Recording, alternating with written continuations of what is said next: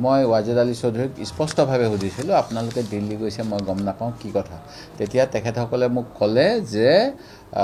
আমাৰ কিছু বিধায়কে আমাৰ CLPত আলোচনা কৰিছিলে আমাৰ কেইটামান পোষ্ট খালী আছে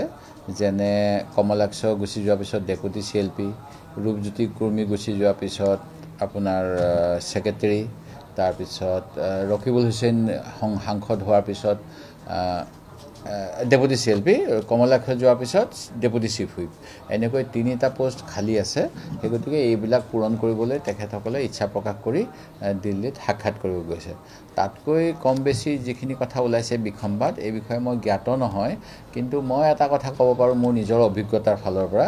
16 চনৰ পৰা মোক খেদাব লাগে বুলিও বহুত সিগনেচাৰ কেম্পেইন হৈছিল দিল্লীলৈ মানুহবিলাক গৈ আছিল তেতিয়া কিন্তু হাইকমাণ্ডে কি কাৰণে নাজানো মোক